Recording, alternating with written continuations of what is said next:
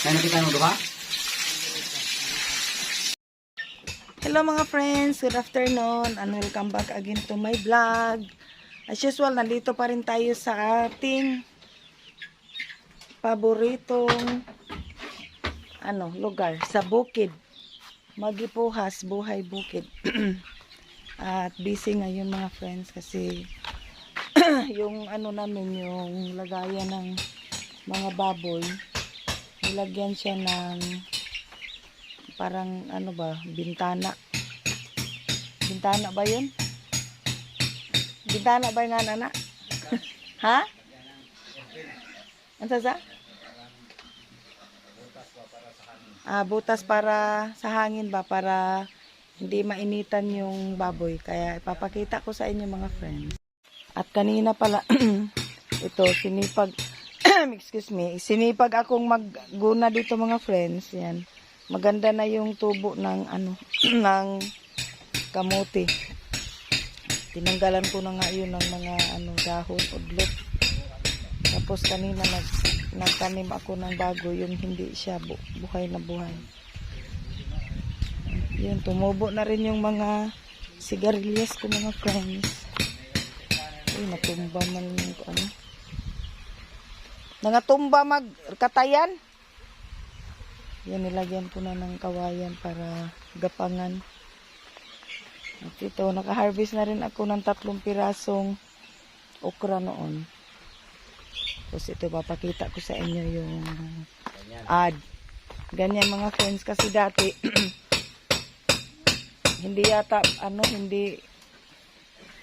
hindi marunong yung gumawa ba, hindi niya naisip lagyan ng parang bintana nga, kaya yung baboy kulong sila. Buti na lang natulog yan. Nilagyan siya ng butas dyan. Snacks nila, kangkong. Tapos dito, ito yung mga baboy ni Angelo, malalaki na. Yan, may bintana na sila. Oh. Tapos dito wala nang laman. Shout out kay Tagalog.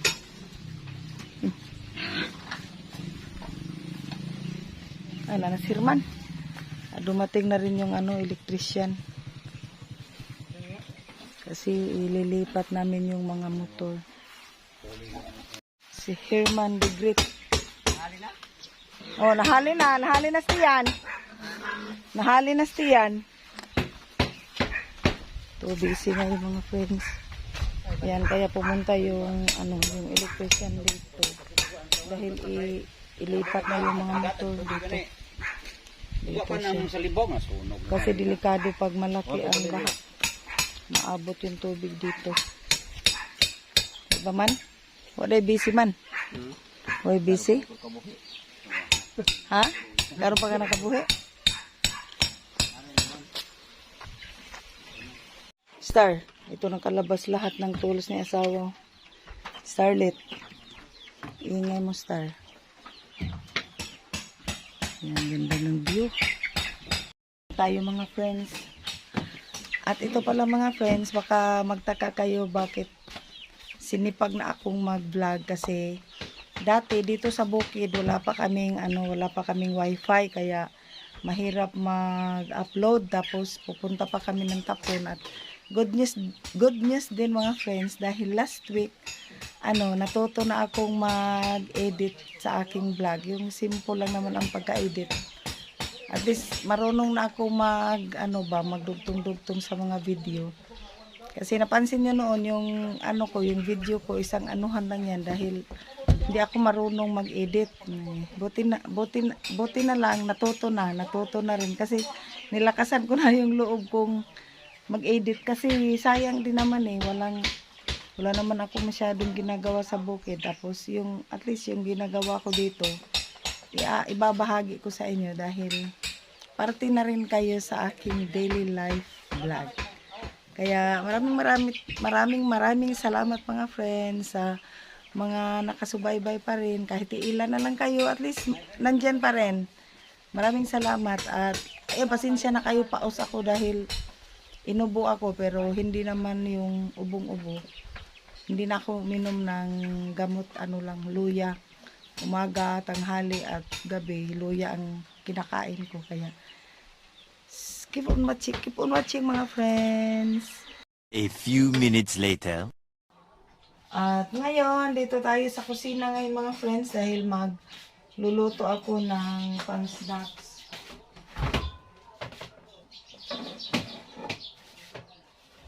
Ito mayroon pang saging.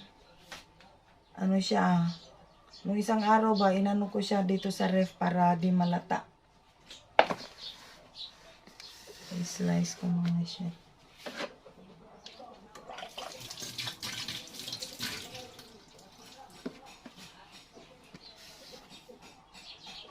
Ito na mga friends, luto na ang ating piniritong saging.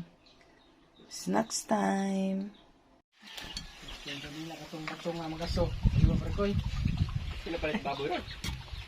Tag 135 lagi, wow. Salamat sa papitsa Ha? ni Mamadi tag 180 na palit. Babay. Gilbert. Tag 180 lagi.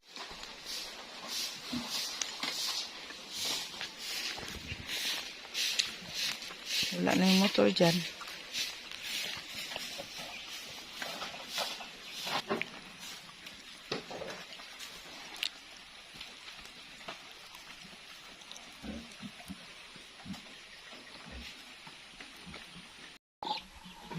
Ito na mga friends, tatapusin ko muna yung ginuna ko kanina umaga.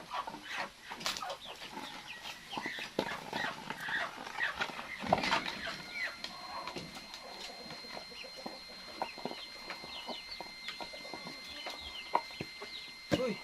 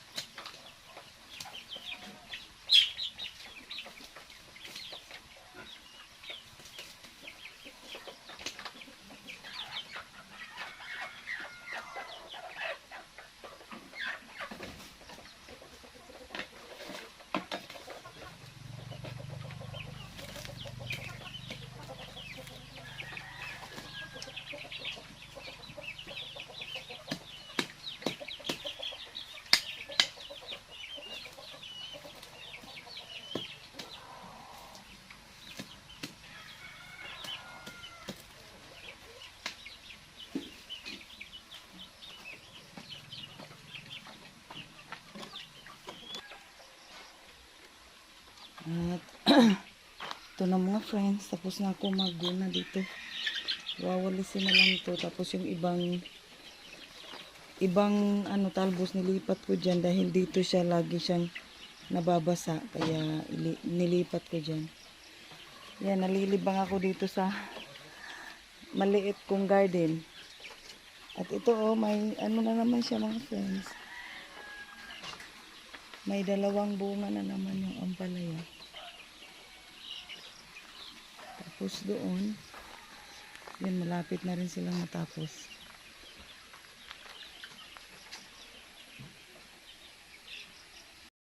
Yan, nailipat na yung mga motor dyan.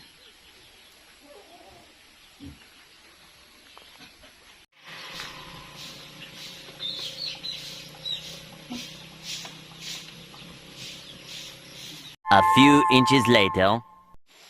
Ito pala yung kamatis mga friends. Ano na talaga siya na nasira sa sobrang basa nun sa tubig.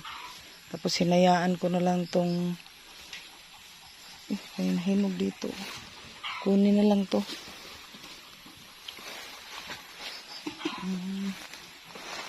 Kinain na ng insekto. Kunin na lang to. Para hindi masayang. At ito may bunga na yung kalabasa namin mga friends. Yan na yung kalabasa. Laki na. Dalawa. Duha man din kalabasa diri pa no?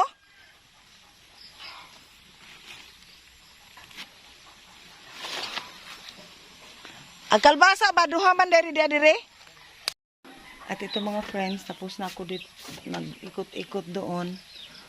At yung sa may mga kalbasa, ano pa siya, hindi pa siya na linisan. Busy pa yung mga tao dito. At yun, ito kinuha ko na lang yung mga kamatis kahit hindi pa siya guwang.